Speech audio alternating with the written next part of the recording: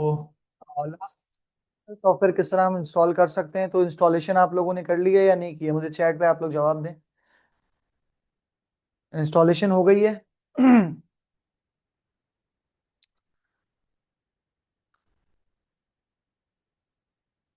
Installation में किसी को कोई मसला आ रहा हो तो मुझसे अभी पूछ सकता है, और at the end of the class में फिर अगर कोई बड़ा प्रोसेस होगा तो वो भी बता दूंगा आप लोगों को। इंस्टॉलेशन में किसी को कोई इशू आ रहा है तो मुझे बता दें।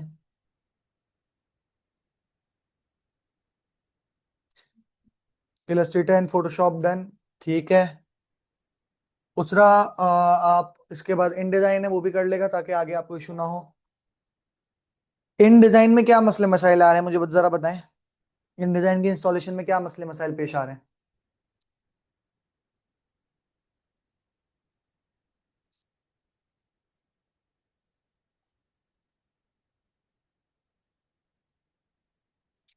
2020 वर्जन नहीं आ रहा, कोई मसला नहीं। 2019 वर्जन कर लें, 2018 कर लें, 2021 कर लें, कोई इशू नहीं है। वर्जन आगे पीछे का होना कोई स्पेसिफिकली इतना बड़ा मसला नहीं है, कोई इशू नहीं है उसमें। थोड़े बहुत ऑप्शंस नहीं होंगे, थोड़े बहुत ऑप्शंस चेंज होंगे, लेकिन वो आप लोग फिगर आउट कर लेंगे जब जरूरत पड़ेगी। बाकी कोई इसके अलावा किसी को मसले मसाइल आ रहे हो इंस्टॉलेशन के अंदर? अच्छा जी। लास्ट क्लास में हमने देखा था कि हम किस तरह एडोब इलस्ट्रेटर को इंस्टॉल करेंगे और किस तरह हम एडोब इलस्ट्रेटर को अपने पास ऑप्टिमाइज कर सकते हैं अकॉर्डिंग टू आर प्रेफरेंस, कि हम किस तरह उसके अंदर अपने अकॉर्डिंगली उसका वर्क स्पेस सेट कर सकते हैं। वर्क स्पेस अगर हमें एडिट करना हो तो हम वर्क स्पेस किस तरह एडिट कर सकते हैं, ये सारी चीजें हमने वहाँ पे देख ली थी। इस उससे रिलेटेड अगर किसी का कोई सवाल हो तो वो पूछ लें अभी।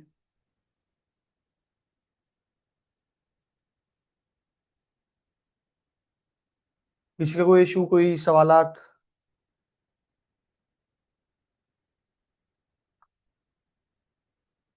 शॉर्ट रिवीजन दानियाल में क्या दूं इसकी? हमने इलस्ट्रेटर खोला था, हमने देखा था कि हम किस तरह आर्ट बोर्ड डिजाइन कर सकते हैं। आर्ट बोर्ड के अंदर हमें CMYK कब रखना है, RGB कब रखना है, हमारे पास ओरिएंटेशंस क्या होती हैं, रास्टर इफेक्ट में हम किस तरह रेजोल्यूशन सेट करते हैं, वो सारी चीजें देखी थी और अपना आर्ट बोर्ड क्रिएट किया था।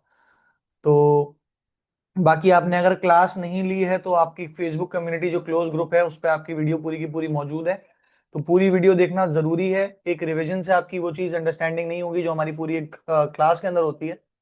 बाकी कोई इशू अगर हो तो हम जाहिर है उसको एड्रेस करेंगे हर क्लास के स्टार्ट में, ताकि पिछली क्लास से रिलेटेड अगर कोई चीज अंडरस्टैंड नहीं हुई है और वीडियो को देखने के बावजूद भी कोई चीज समझ में ना आई है तो वो हम नेक्स्ट उसके अंदर कवर कर लें और कोई चीज पीछे रहे ना। तो ऐसी कोई चीज हो जो कि वीडियो में मौजूद ना हो और समझ ना आई हो। जिन लोगों को ग्रुप में ऐड होने में कोई प्रॉब्लम आ रही है वो कोर्स ऑर्गेनाइजर से राब्ता करें, कोर्स ऑर्गेनाइजर आपको गाइड करेंगे किस तरह ऐड होना है, क्या प्रोसेस है, किस तरह है। फेसबुक ग्रुप जो है उसके पास हमारे उसमें हमारे पास वीडियो शेयर ऑलरेडी हो चुकी हैं प्रीवियस क्लासेस की।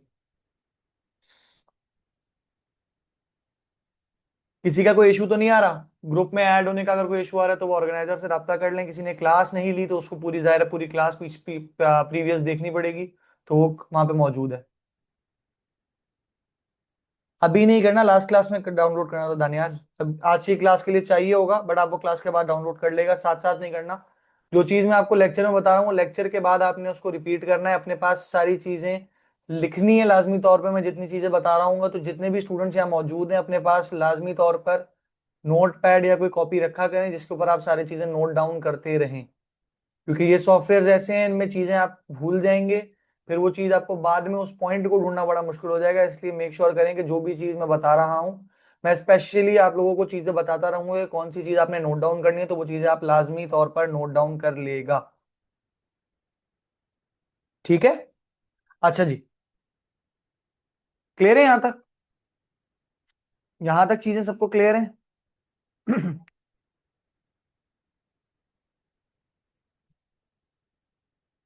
अच्छा जी, लास्ट क्लास में हमने सॉफ्टवेयर का इंटरफेस देखा था कि हमारे पास क्या विंडो होती है, क्या टूल बार होता है, कौन कौन से मेन्यू बार हमारे पास, मेन्यूज में क्या क्या ऑप्शंस हैं। इसी तरह एक आर्टबोर्ड किस तरह बनता है और आर्टबोर्ड पे काम करना किस तरह शुरू करते हैं। मैंने आप लोगों को ये भी बताया था कि ये जो सॉफ्टवेयर है वो सॉफ्टवेयर किस लिए यूज होता है, कि आप यूज है कोई चैट में बताएगा कि क्यों हम इस सॉफ्टवेयर को यूज करते हैं, what is the reason for using this software, क्या बनाने के लिए यूज करते हैं हम ये सॉफ्टवेयर।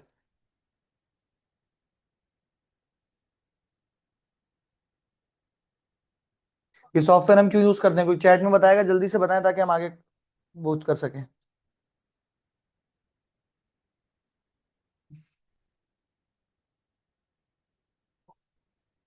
एडोब इलस्ट्रेटर हमारे पास हम किस ग्राफिक को बनाने के लिए यूज करते हैं, चैट में मेरे पास कोई रिस्पॉन्स नजर नहीं आ रहा है आप लोगों का।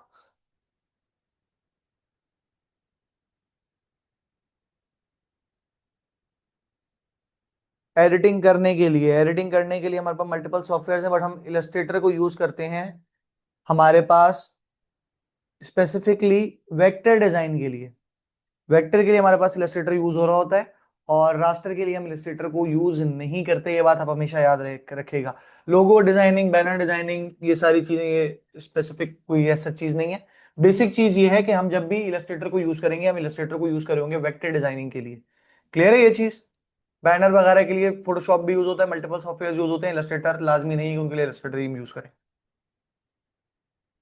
और वेक्टर डिजाइन क्या होता है भाई, वेक्टर डिजाइन कैसे बनता है, जल्दी से मुझे बताएं ताकि हम फिर आज आज की क्लास को कंटिन्यू करें आगे की चीजों के लिए। वेक्टर डिजाइन हमने पढ़ा था कि वेक्टर डिजाइन क्या होता है, कैसे बनता है, क्या स्पेसिफिक उसकी ऐसी प्रॉपर्टी है जिस वजह से हम उसे वेक्टर कहते हैं या यूज करते हैं।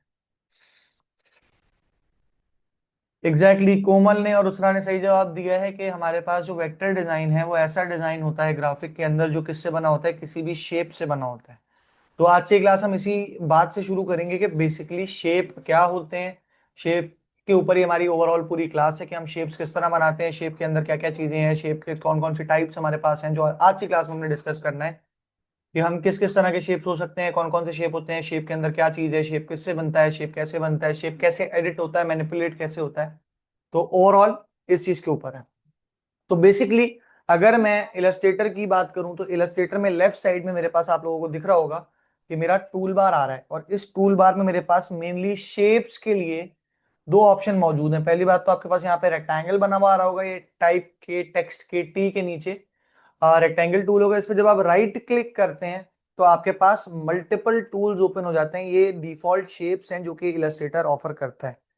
अच्छा, एक बात याद रखेगा कि मेरे पास जो इस टाइम पे टूल बार खुला हुआ है, मैंने लास्ट टाइम भी बताया था कि ये टूल बार एडवांस है, ये बेसिक नहीं है, ये एडवांस टूल बार है। अगर यहाँ पे आपके पास बेसिक टूल बार खुला होगा, फॉर एग्जाम्पल मेरा टूल बार बेसिक खुला है अभी, तो इसके अंदर मेरे पास टूल्स कम नजर आएंगे और शेप्स भी कम नजर आएंगे। इसी तरह अगर मेरा टूल बार एडवांस खुला हुआ है तो इसमें मेरे पास टूल्स भी ज्यादा नजर आएंगे और एडवांस शेप्स भी नजर आ रहे होंगे। क्लियर है, क्लियर है ये चीज,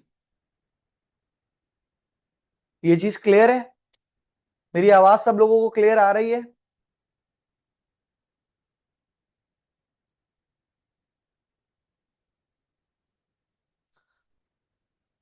अच्छा जी, तो बेसिकली ये हमारे पास चंद शेप्स हैं। फॉर एग्जांपल मैंने अभी सबसे पहले एक रेक्टेंगल शेप ले लिया और मैंने एक रेक्टेंगल ड्रॉ कर लिया, ठीक है। और इसी तरह मैंने ऊपर से ये टेक्स्ट के आइकन के बराबर में मेरे पास शेप्स में लाइन सेगमेंट टूल है, मैंने यहाँ पे एक लाइन ड्रॉ कर ली। तो ये मेरे पास अभी दो सिमिलर दो शेप्स हैं। तो इन शेप्स में आप लोगों को क्या विजुअली फर्क नजर आ रहा है, मुझे ये बताएं जरा। क्या फर्क है एक रेक्टेंगल में और एक लाइन में शेप के एस्पेक्ट से। मैं देखना चाह रहा हूं आप लोगों की ऑब्जर्वेशन किस तरह की है, ताकि उसी के अकॉर्डिंग हम आगे क्लास को लेकर चल सके। तो आप लोगों का जवाब देना बहुत इंपॉर्टेंट है, और इसी आपके जवाबात से पता चल रहा होगा कि आप लोगों की अंडरस्टैंडिंग कितनी बेहतर हो रही है और कितनी बेहतर नहीं हो रही।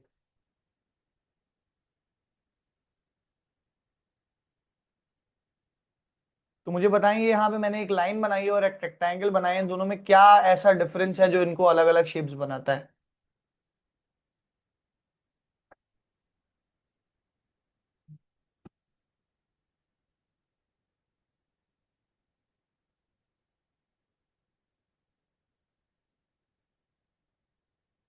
फर्स्ट स्क्वायर शेप है, दूसरा लाइन है, ये तो मुझे पता है, मैं नाम नहीं पूछ रहा हूँ इन शेप्स का।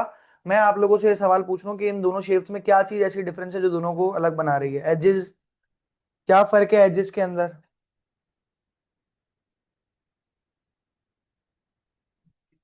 नहीं, ऐसा बिल्कुल भी नहीं है कि हमारे पास रेक्टेंगल चार लाइन से मिलकर बना है, ऐसा बिल्कुल भी नहीं है।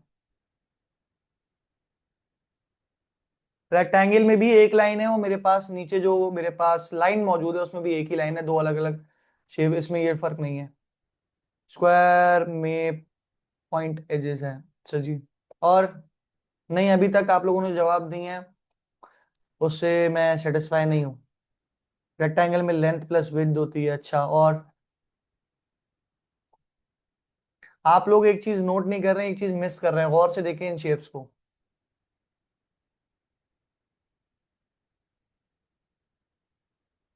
अच्छा, मैं बताता हूँ इसके अंदर कौन सा ऐसा डिफरेंस है जो इन दोनों को कंप्लीटली डिफरेंट बनाता है। नंबर ऑफ कॉर्नर्स बिल्कुल है, लेकिन नंबर ऑफ कॉर्नर दोनों 2D हैं शकील, इसमें कोई भी 3D शेप नहीं है हमारे पास। अगर मैं बात करूं इन दोनों के डिफरेंसेस की, तो इनमें सबसे इंपॉर्टेंट डिफरेंस ये है कि मैं इस जब लाइन की बात करता हूं तो इस लाइन का मैं किसी भी एक पॉइंट को स्टार्ट और किसी भी एक पॉइंट को एंड कह सकता हूं। यानी कि इसके दोनों कॉर्नर्स ओपन है, यानी कि दोनों कॉर्नर से मैं इसके आगे लाइन कनेक्ट कर सकता हूं। बट अगर मैं बात करूं इस रेक्टेंगल की, तो इस रेक्टेंगल का कोई भी एंड ओपन नहीं है, ये क्लोज है। रेक्टेंगल एक क्लोज शेप है। और अगर मैं बात करूं इस लाइन सेगमेंट की, तो ये मेरे पास एक ओपन शेप है। ये एक मेजर डिफरेंस है इसी। और इन्हीं बेसिस पे हमारे पास दो टाइप के शेप्स होते हैं हमेशा ग्राफिक के अंदर, या किसी भी एस्पेक्ट से अगर हम देखें। एक हमारे पास कहलाता है ओपन पाथ शेप और दूसरा कहलाता है क्लोज पाथ शेप। ये लोग, ये चीजें क्लियर है आप लोगों को कि एक हमारे पास ओपन पाथ शेप है जो कि हमारे पास नीचे वाला हमारी लाइन सेगमेंट है, और ऊपर हमारे पास रेक्टेंगल है, वो हमारे पास क्या है, क्लोज पाथ शेप है।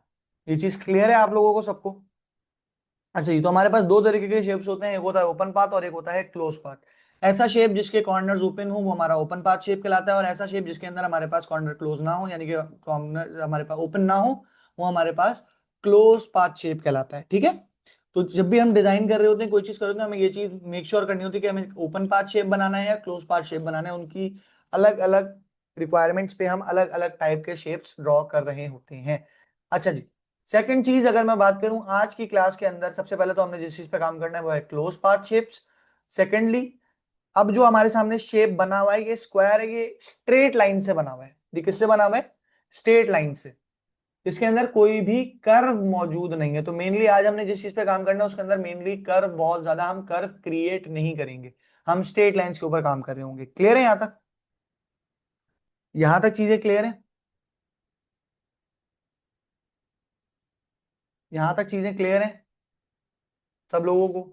मुझे चैट में जवाब देते रहा करें आप लोग, आप लोगों के चैट में जवाब बहुत देर में आ रहे हैं। अच्छा जी।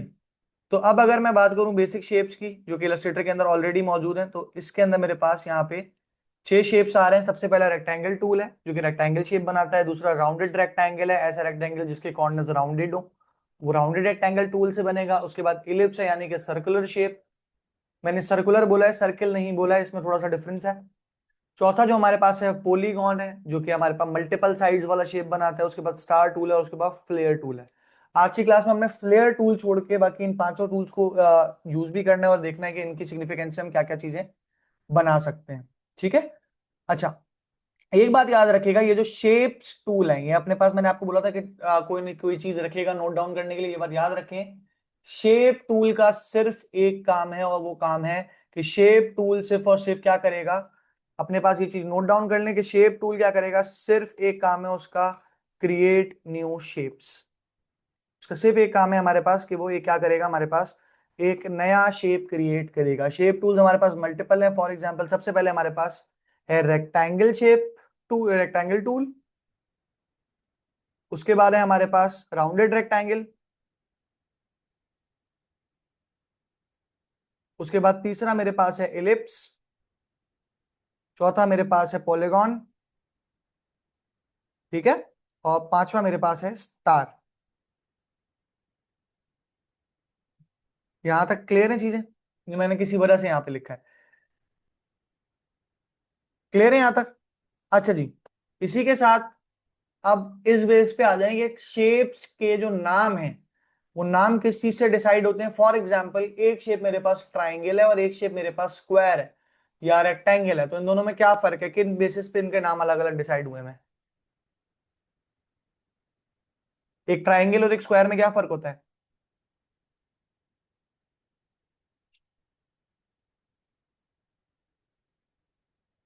कॉर्नर्स का, नंबर ऑफ कॉर्नर्स का, एग्जैक्टली दो चीजें डिफाइन करती हैं किसी भी शेप का नाम और उसकी उसके अकॉर्डिंग प्रॉपर्टीज।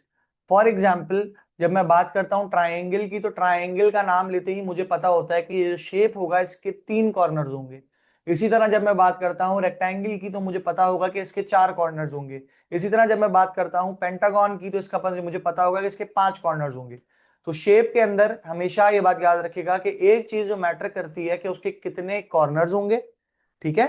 सेकंड चीज, वो शेप के अंदर उसकी जो डायमेंशंस होंगी, जिस वैल्यूज से मिलके वो बना है, वो बहुत मैटर करती हैं। ये दो चीजें डिसाइड करती हैं कि वो शेप क्या कहलाएगा।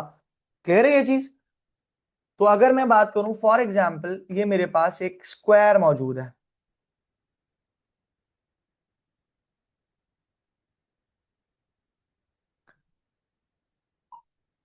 सर मेरे रेक्टेंगल शेप के 5 ऑप्शन नहीं आ रहे। राइट क्लिक करें इसके ऊपर तो आपके पास मल्टीपल ऑप्शंस नजर आ जाएंगे। अच्छा, मैं बात कर रहा था कि जब हम एक शेप की बात करते हैं तो अब हमें समझना यह है कि एक शेप बनता कैसे है।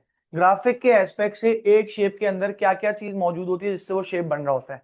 तो हमेशा ये बात याद रखिएगा कि एक शेप जब बनता है, फॉर एग्जाम्पल मेरे पास यहाँ पे आपकी स्क्रीन पे अभी आपको नजर आ रहा है एक अदद रेक्टेंगल बना हुआ है। एक अदद क्या बना हुआ है? रेक्टेंगल बना हुआ है। इस रेक्टेंगल पे अगर मैं जूम करके आप लोगों को दिखाऊं तो इस रेक्टेंगल में मुझे दो चीजें नजर आ रही हैं इस टाइम पे। एक ये कॉर्नर पे पॉइंट है जिसको हम कहते हैं एंकर पॉइंट, और इस एंकर पॉइंट को दूसरे एंकर पॉइंट से कनेक्ट करने के लिए बीच में जो लाइन मौजूद है उसको कहते हैं पाथ। तो इलस्ट्रेटर हो या कोई भी ग्राफिक का सॉफ्टवेयर हो, उसमें जब भी कोई वेक्टर शेप बन रहा होगा तो वो दो चीजों से मिलकर बन रहा होगा, एंकर पॉइंट से और पाथ से। अब ये बात समझें कि एंकर पॉइंट और पाथ का बेसिकली यूज क्या है, ठीक है। एंकर पॉइंट का यूज होता है कि ये जो पाथ है, ये देखें, इस एंकर पॉइंट से ये पाथ इधर आया और इस एंकर पॉइंट से ये पाथ इधर गया। अभी हम बात कर रहे हैं स्ट्रेट लाइन की, अभी हम कर्व की बात नहीं कर रहे। तो जब हम स्ट्रेट लाइन की बात करते हैं तो एंकर पॉइंट बताता है कि पाथ कहां से लेके कहां तक जाएगा और वो पाथ आगे कहां जाएगा। ये चीज डिसाइड होती है किससे? हमारे पास एंकर पॉइंट से।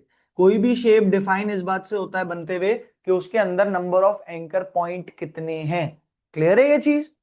तो जितने उसमें एंकर पॉइंट्स होंगे उसी के अकॉर्डिंगली उसका क्या होगा? नाम होगा। ये चीज क्लियर है सबको? चैट पे जल्दी जल्दी जवाब देते रहा करें ताकि मैं आगे बढ़ सकूं।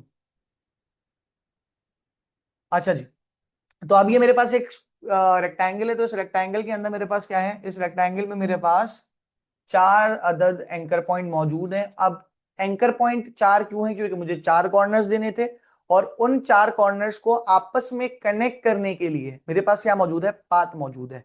तो एक बात याद रखेगा, ये पाथ अलग अलग नहीं है, ये एक ही पाथ है जो पहले यहां था। फॉर एग्जाम्पल यहां से शुरू हुआ तो यहां से शुरू होकर यहां गया, यहां से इसने इस तरफ मुड़ा इस एंकर पॉइंट की तरफ, यहां से ये इस एंकर पॉइंट की तरफ गया और यहां से दोबारा कहां चला गया? अपने पहले एंकर पॉइंट की तरफ। तभी इसका पाथ जो था वो क्या हो गया? क्लोज हो गया। क्लियर है यहां तक? यहां तक चीजें क्लियर हैं? अच्छा, अब एक बात याद रखेगा कि एंकर पॉइंट को पाथ लाजमी तौर पर फॉलो करता है। एंकर पॉइंट का काम है किसी भी पाथ को किसी स्पेसिफिक जगह पर रोक के रखना। फॉर एग्जाम्पल, ये पाथ यहां से डायरेक्ट इसलिए यहां नहीं जा रहा क्योंकि इसको यहां पे इस एंकर पॉइंट ने रोके रखा हुआ है, ठीक है। इसको एंकर पॉइंट भी इसलिए कहते हैं क्योंकि ये पाथ को रोक के रखता है, यानी कि एंकर करके रखता है। क्लियर है यहां तक? तो एंकर पॉइंट का क्या काम है? किसी पाथ को स्पेसिफिक जगह पर रोक के रखना। और पाथ का क्या काम है? दो एंकर पॉइंट्स को आपस में कनेक्ट करके एक शेप बनाना।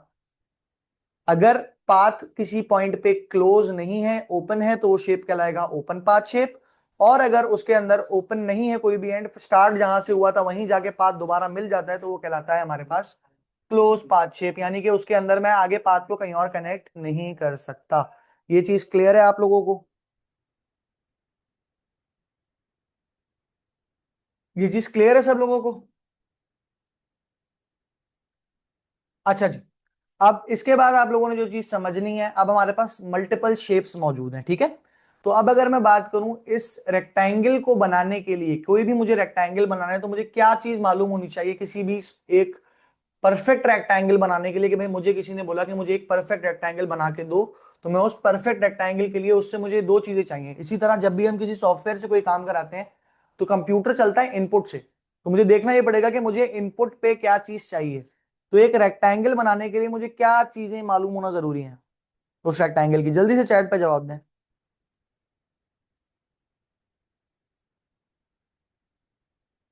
एक रेक्टेंगल के अंदर क्या चीज होना जरूरी है जिससे मुझे पता चलेगा कि रेक्टेंगल साइज, साइज कैसे डिफाइन होगा इसका? रेक्टेंगल का साइज कैसे डिफाइन होगा?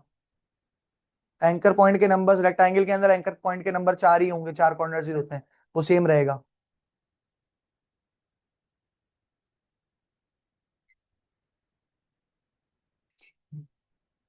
अच्छा जी, विड्थ से, इंच तो बेटा यूनिट है, इंच यूनिट है, ये पिक्सल भी हो सकता है, ये कुछ भी हो सकता है, मैंने लास्ट क्लास में बताया था, यूनिट चेंज होने से कोई एज सच मेजर फर्क नहीं पड़ता। अच्छा, ये बात याद रखिएगा कि जब भी हम रेक्टेंगल बनाते हैं तो मुझे उसकी डायमेंशंस देनी पड़ती हैं, और डायमेंशन रेक्टेंगल के अंदर 2D शेप है तो दो डायमेंशंस होती हैं, विड्थ और उसकी हाइट। क्लियर है कि उसकी लेंथ क्या होगी और उसकी विड्थ क्या होगी? ठीक है, तो ये मुझे बताएगा कि वो रेक्टेंगल किस तरह का बनेगा, कि उसकी हाइट कितनी होगी और उसकी विड्थ कितनी होगी। तो रेक्टेंगल बनाने के लिए मुझे पता क्या होनी चाहिए, उसकी दो चीजें पता होनी चाहिए कि रेक्टेंगल किससे बनता है मेरे पास। रेक्टेंगल मेरे पास बनता है विड्थ और हाइट से। क्लियर है? रेक्टेंगल मेरे पास दो चीजों से मिलकर बनता है, एक उसकी विड्थ होती है, दूसरा क्या होता है, उसकी हाइट होती है। इसी तरह राउंडेड रेक्टेंगल, ऐसा रेक्टेंगल जिसकी कॉर्नर्स क्या हो, राउंडेड हो, तो उसके अंदर मुझे पास लाजमी सी तौर पे जो चीज रेक्टेंगल के अंदर है वो तो होगी ही होगी, जैसे कि विड्थ और उसकी हाइट, वो चीज एज इट इज मौजूद होती है। इसके अलावा एक चीज इसके अंदर और होती है, उसके कॉर्नर्स को राउंड करने के लिए, कि कॉर्नर कितने राउंड होंगे या कितने राउंड नहीं होंगे, ये चीज पता चलती है उसके कर्व रेडियस से।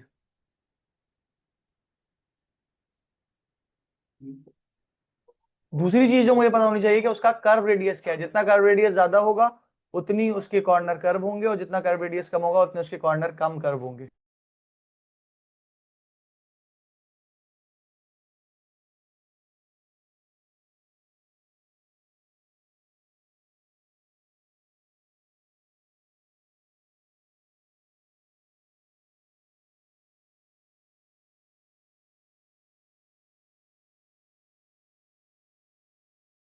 ठीक है, तो सेकंड चीज जो मुझे एक एक्स्ट्रा चीज इसमें पता होनी चाहिए वो क्या है, कि कितने कॉर्नर कर्व करने हैं उसके लिए कर्व रेडियस। इसके बाद मेरे पास तीसरा जो शेप है जिसके अंदर वैल्यू होगी, वो वैल्यू होगी किसकी, वो मेरे पास वैल्यू होगी इसके एलिप्स की। एलिप्स, एक बात याद रखेगा, एलिप्स और सर्कल में डिफरेंस है। सर्कल की हमेशा विड्थ और हाइट क्या होती है, बराबर, जैसे कि एक रेक्टेंगल की होती है, स्क्वायर की होती है, सॉरी। अच्छा, अगर मुझे कोई स्क्वायर बनाना हो तो मैं रेक्टेंगल टूल से इजीली बना सकता हूं, विड्थ और हाइट बराबर दे दूं तो मेरे पास क्या बन जाएगा, एक स्क्वायर बन जाएगा। इसी तरह अगर मुझे एक परफेक्ट सर्कल बनाना हो तो एलिप्स के अंदर भी दो वैल्यूज हमें चाहिए होती हैं, और वो दो वैल्यूज क्या होती हैं, विड्थ और उसकी हाइट। विड्थ और हाइट बराबर होगी तो क्या बन जाएगा, सर्कल बन जाएगा।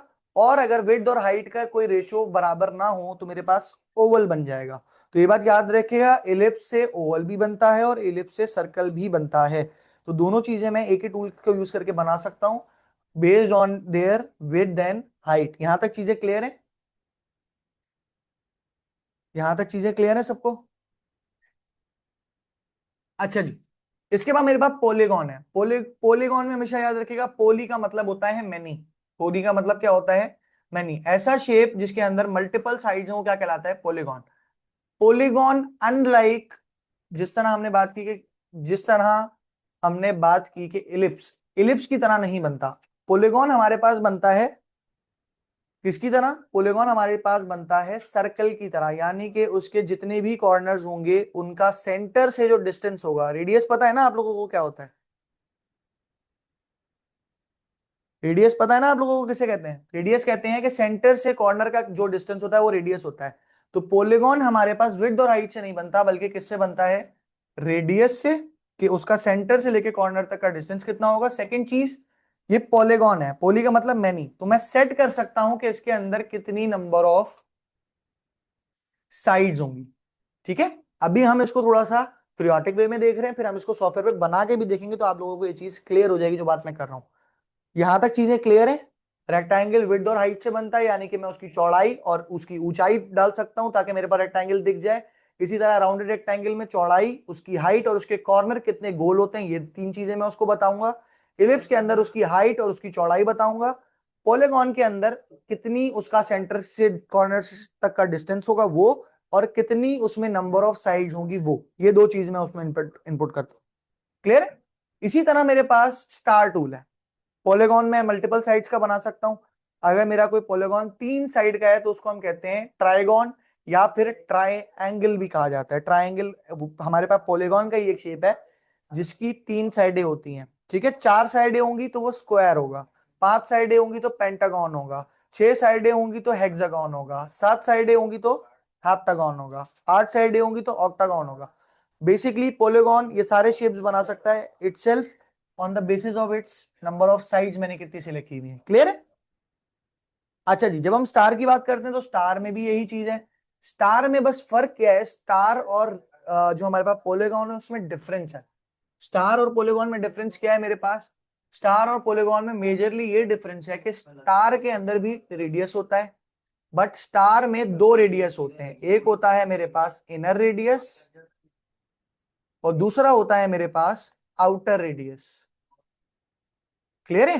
तो स्टार में हमारे पास दो तरीके के रेडियस होते हैं, एक कहलाता है इनर रेडियस, एक कहलाता है आउटर रेडियस। और फिर मैं इसको बताऊंगा कि कितनी नंबर ऑफ साइड्स मुझे किसके अंदर चाहिए, स्टार में चाहिए। एक बात याद रखेगा कि ये सारे के सारे शेप टूल के अंदर आते हैं, और शेप टूल के अंदर मेक श्योर आपको ये चीज याद रखनी है कि शेप टूल की जब भी बात हो रही होगी तो शेप टूल का सिर्फ एक काम है कि नए शेप्स को क्रिएट करना। क्लियर है? तो ये बात हमेशा याद रखिएगा कि शेप टूल का सिर्फ एक काम है, शेप्स को बनाना। ये चीज अपने पास अच्छे तरीके से लिख लें कि शेप टूल सिर्फ शेप बनाने के लिए यूज होता है, उसके अलावा उसका कोई और काम नहीं है। यहां तक चीजें क्लियर हो गई? कोई सवाल? स्टार का इनर आउटर रेडियस में जब स्टार बनाऊंगा तो आप लोगों को दिखा दूंगा कि क्या होता है वो। यहां तक चीजें क्लियर है सबको? अभी जब हम सॉफ्टवेयर पे आएंगे तो चीजें और अच्छे तरीके से आपके सामने क्लियर हो जाएंगी। ठीक है? अच्छा जी, मैंने यहाँ पे आया सॉफ्टवेयर पे और मैंने यहां से ले लिया सिंपली एक रेक्टेंगल टूल। मैंने यहां से क्या ले लिया? रेक्टेंगल टूल ले लिया। अगर आप गौर से देखें इलस्ट्रेटर के अंदर कोई भी टूल आप यूज करते हैं, अगर उसका कोई शॉर्टकट की है तो उसके सामने वो ब्रैकेट के अंदर लिखी भी होगी। जैसे कि रेक्टेंगल के सामने एक एम लिखा हुआ, यानी कि जब भी मैं कीबोर्ड पे एम की प्रेस करूंगा मेरा रेक्टेंगल टूल ऑटोमेटिकली क्या हो जाएगा, सिलेक्ट हो जाएगा। क्लियर है? इसी तरह इलिप्स टूल के लिए एल शॉर्टकट है। जिन टूल के आगे कोई शॉर्टकट की नहीं आ रही उनकी कोई शॉर्टकट की सेट नहीं हुई हुई, इसलिए उनकी कोई शॉर्टकट की नहीं आ रही।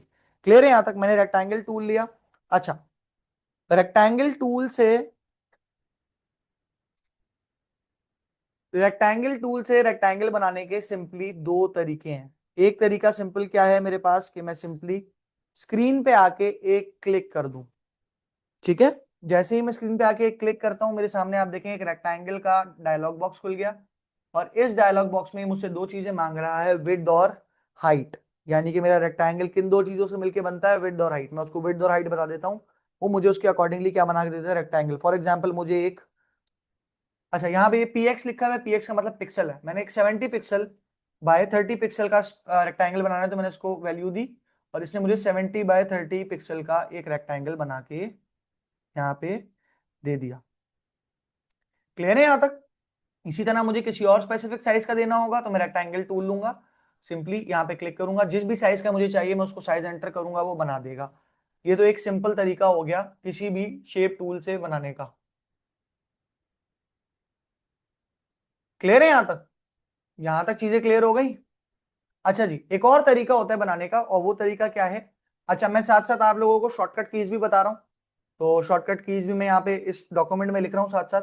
तो शॉर्टकट कीज आप लोग अपने पास लाजमी तौर पे एक पेज ले लें जिसपे आप सिर्फ शॉर्टकट कीज लिखें। ठीक है? हर क्लास में शॉर्टकट कीज जब भी बताऊं मैं वहीं पे लिखेगा, ताकि आपको जब जरूरत पड़े तो आपको इजीली मिल जाए। तो एक शॉर्टकट की हमारे पास है जिसको कहते हैं कंट्रोल ए।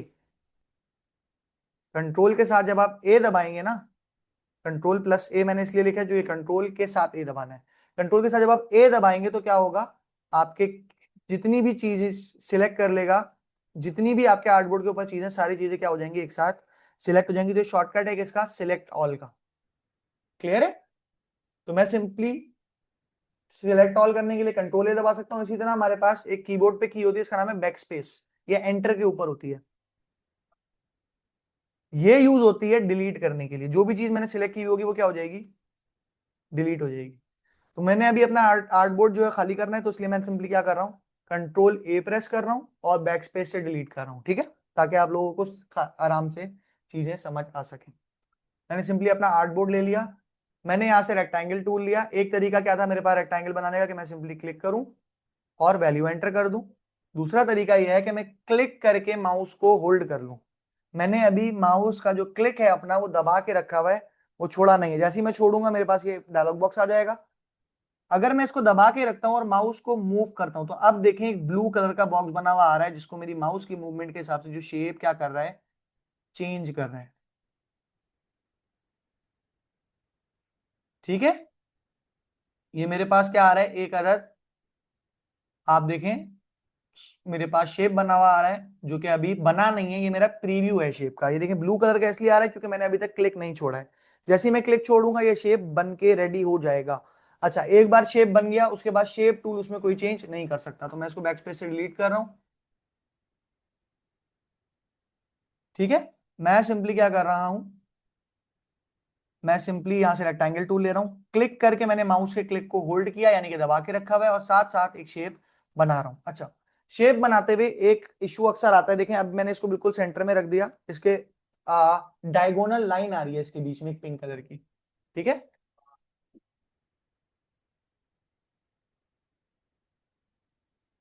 कौन सी फाइल के नीचे बार, कौन सी फाइल के नीचे बार नहीं आ रहा,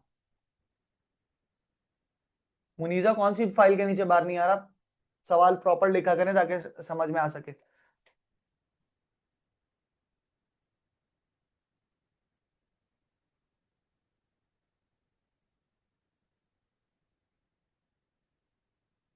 खुदा आप लास्ट क्लास में नहीं आई थी, सॉफ्टवेयर का नाम है एडोब इलस्ट्रेटर, और जो लास्ट क्लास में नहीं आया था मेक श्योर किया करें कि पिछली क्लास की वीडियो आप लोग देख के आए, ताकि आगे की क्लास आपके समझ आ सके।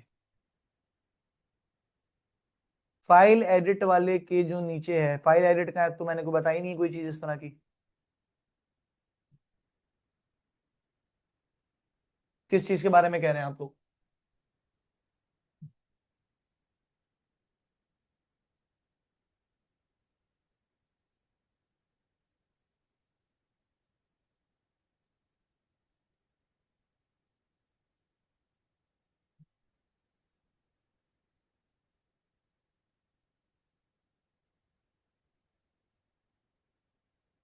आप इस फाइल इस लाइन की बात कर रहे हैं।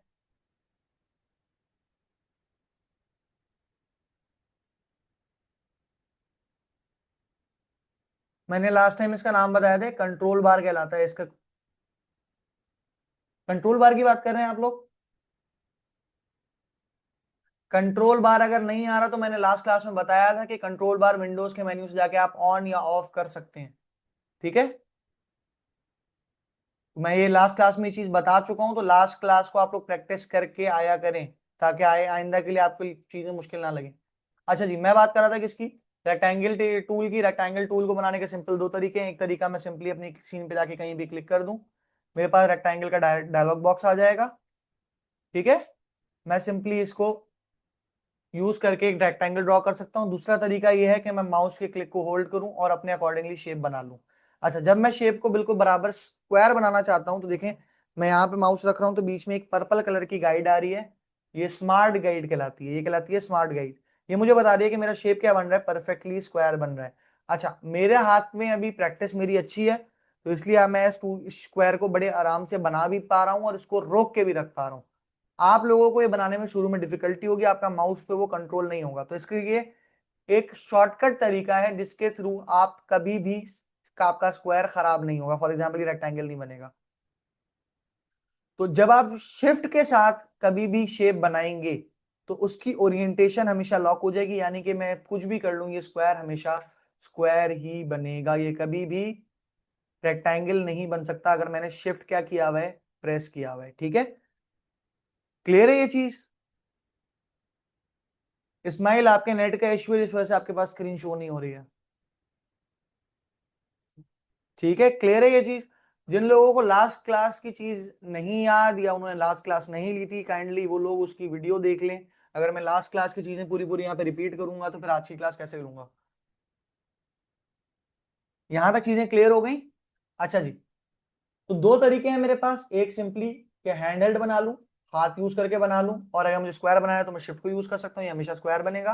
दूसरा तरीका क्या है कि मैं सिंपली क्लिक करूं स्क्रीन के ऊपर कहीं भी और वैल्यू एंटर करूं तो मेरा स्क्वायर बन जाएगा। क्लियर है यहां तक। सिंपली इस तरह मैं शेप बना सकता हूं। अच्छा, ये था रेक्टेंगल शेप। अब अगर मैं और शेप्स की बात करूं तो उनको बनाने के भी यही दो तरीके हैं। अगर मैं राउंडेड रेक्टेंगल बना रहा हूं तो मैं सिंपली एक क्लिक करूं तो यहाँ पे मैं वैल्यूज देके क्या कर सकता हूँ, कोई भी राउंडेड रेक्टेंगल बना सकता हूँ। फॉर एग्जांपल मैंने वैल्यू देके बना लिया। मैं चाह रहा हूँ कॉर्नर ज्यादा गोल हो तो मैं सिंपली इसके कॉर्नर वैल्यू बढ़ा देता हूँ, तो मेरा अब जो बनेगा उसके कॉर्नर पहले वाले के मुकाबले में ज्यादा राउंड होंगे। क्लियर है यहाँ तक। क्लियर है यहाँ तक। अच्छा जी, अगर मैं इसको हैंडहेल्ड बनाना चाह रहा हूं तो मैं इसको हैंडहेल्ड ऐसे बना सकता हूं कि मैं सिंपली राउंडेड रेक्टेंगल टूल लूं, ड्रैग करके बना लूं। अच्छा, अब इसके कॉर्नर्स अगर मुझे कम राउंड या ज्यादा राउंड करने हैं तो एक बात याद रखिएगा, मैंने अभी तक माउस का क्लिक नहीं छोड़ा है जब तक कि मेरे पास शेप ब्लू कलर का बना हुआ आ रहा है, यानी कि मेरा प्रीव्यू है, ये फाइनल शेप नहीं है। अगर मैं इससे कॉर्नर और गोल करना चाह रहा हूं तो मैं कीबोर्ड पे, हमारे कीबोर्ड पे एरो कीज होती हैं, अगर मैं एरो की अप दबाऊंगा तो देखें कॉर्नर ज्यादा गोल हो रहे हैं, और अगर मैं डाउन दबाऊंगा तो इसका कॉर्नर रेडियस क्या हो रहा है, कम हो रहा है। अगर आप नीचे देखें कर्सर के साथ तो एक ग्रे कलर का बॉक्स आ रहा है जिसमें WH और R आ रहा है, ये मुझे विड्थ, हाइट और इसका कॉर्नर रेडियस बता रहा है।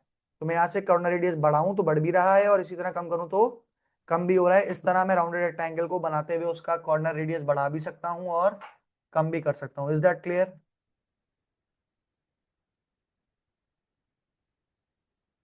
ठीक है, यहां तक चीजें क्लियर हो गई। अच्छा जी, इसी तरह मेरे पास तीसरा टूल है, वो कौन सा है, इलिप्स है। इलिप्स को भी मैं दो तरीके से बना सकता हूँ, एक सिंपली क्लिक करूं, वैल्यूज डालूं, बन जाएगा। दूसरा हैंडल्ड तरीके से। अच्छा है, देखें अगर मैं इसको चौड़ा बनाऊंगा तो ओवल बन रहा है, अगर मैं चाह रहा हूँ परफेक्ट सर्कल बने तो शिफ्ट होल्ड करके बनाऊंगा तो क्या बनेगा, परफेक्ट सर्कल बन जाएगा। इसकी ओरिएंटेशन क्या हो जाएगी, लॉक हो जाएगी। क्लियर है यहां तक। अच्छा जी, यहां तक चीजें सबको क्लियर है। अच्छा जी, अब एक बात याद रखिएगा कि अब तक जो हम शेप बना रहे थे वो शेप बनते थे विड्थ और हाइट से, इसके बाद जो हमारे पास पॉलीगॉन है ये रेडियस से बनता है। तो इसको बनाते हुए अगर मैं देखूं तो ये किसी भी तरह से देखें तो ये चौड़ा या ऊंचा नहीं हो रहा, इसकी विड्थ और हाइट का रेशियो हमेशा सेम रहेगा क्योंकि ये रेडियस से बनता है। ठीक है,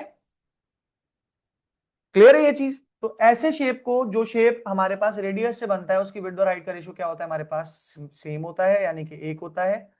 तो अगर शेप डिलीट करना हो तो क्या करते हैं, मैंने बताया है कि शेप सिलेक्टेड होना चाहिए, जैसे ये शेप सिलेक्टेड है और बैक स्पेस से मैं इसको डिलीट कर सकता हूँ। ये मैंने शॉर्टकट यहाँ पे लिखवाया भी है कि बैक स्पेस से डिलीट हो जाएगा। ये मैं एट द एंड आप लोगों को स्क्रीन दोबारा दिखा दूंगा ताकि अगर आपने ना लिखी हो तो लिख लेगा। क्लियर है यहाँ तक। अच्छा जी, तो इसमें शिफ्ट क्या काम करेगा, इसमें सवाल ये आता है कि भाई इसमें अगर मैं शिफ्ट दबाऊं तो इसमें देखें, इसमें एक चीज ये है कि मैं जब इसको घुमाता हूं तो ये रोटेट होकर बन रहा होता है। अगर मैं चाहता हूं कि मेरा पॉलीगॉन रोटेट होता हुआ ना बने तो मैं शिफ्ट प्रेस करके बनाऊंगा। देखें अब ये रोटेट नहीं हो रहा, अब मैं अपने माउस को कितना भी घुमाऊं ये रोटेट नहीं हो रहा, पहले ये रोटेट हो रहा था। तो पॉलीगॉन के अंदर रोटेशन रुक जाती है शिफ्ट प्रेस करने से। सेम हमारे पास किसके अंदर होता है, स्टार के अंदर होता है कि मैं शिफ्ट दबा के करूंगा तो ये रोटेट नहीं होगा, और अगर मैं बगैर शिफ्ट के करूंगा तो ये रोटेट हो जाएगा। अच्छा, इन दोनों शेप्स के अंदर एक चीज और थी, वो ये थी कि इसकी नंबर ऑफ साइड्स होती हैं।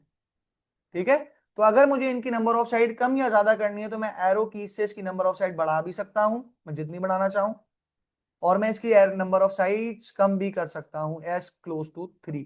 क्लियर है यहां तक। ठीक है, तो इस तरह मैं स्टार की नंबर ऑफ साइड बढ़ा भी सकता हूं, कम भी कर सकता हूं। पॉलीगॉन में भी मैं एरो की से साइड बढ़ा भी सकता हूं और कम भी कर सकता हूं। क्लियर है यहां तक। तीन साइड वाला पॉलीगॉन ट्राइंगल होता है। यहां तक चीजें क्लियर हो गई।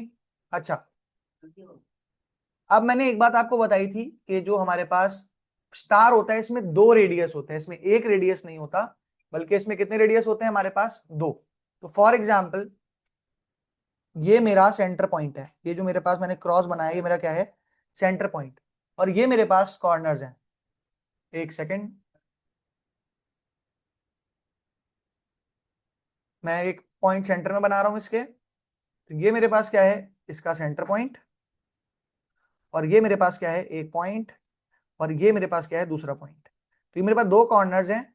अब याद हमेशा ये रखिएगा कि जब भी हम स्टार बनाते हैं तो स्टार एक वाहिद ऐसा शेप है कि जितनी मैं कॉर्नर्स बोलूंगा ये उसके डबल एंकर पॉइंट लेगा।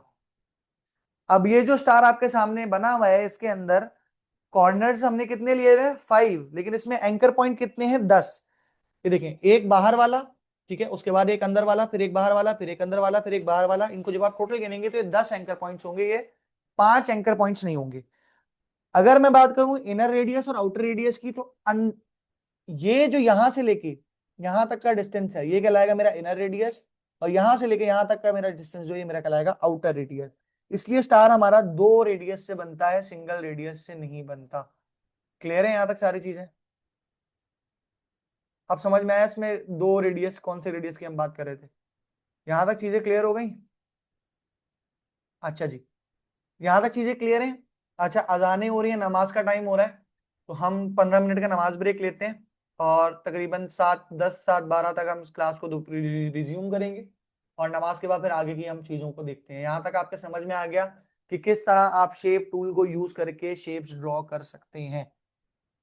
क्लियर है यहाँ तक? 15 मिनट का नमाज ब्रेक लेते हैं, उसके बाद इस क्लास को यहाँ से कंटिन्यू करते हैं इंशाल्लाह।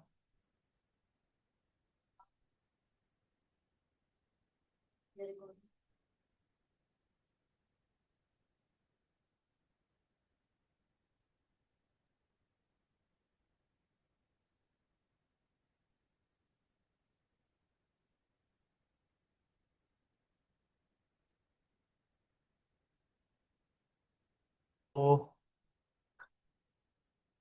अच्छा जी, नमाज से पहले हम बात कर रहे थे किसकी, हम बात कर रहे थे शेप्स की।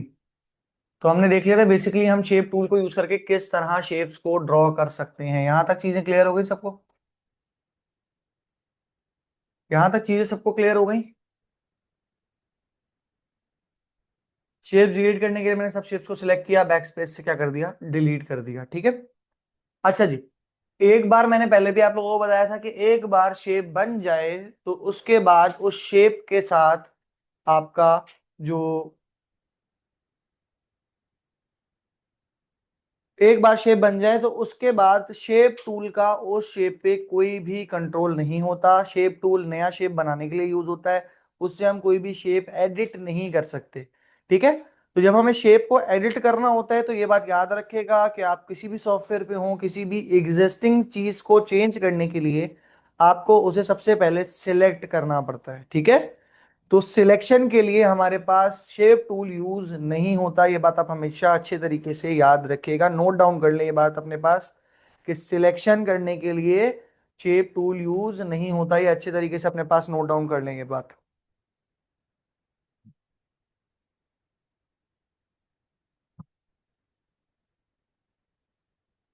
बाकी लोगों के पास वॉइस आ रही है मेरी? चैट मुझे रिप्लाई करें, वॉइस आ रही है? अब्दुल कादिर, आपके नेट का मसला होगा तभी वॉइस नहीं आ रही, बाकी लोगों के पास वॉइस आ रही है।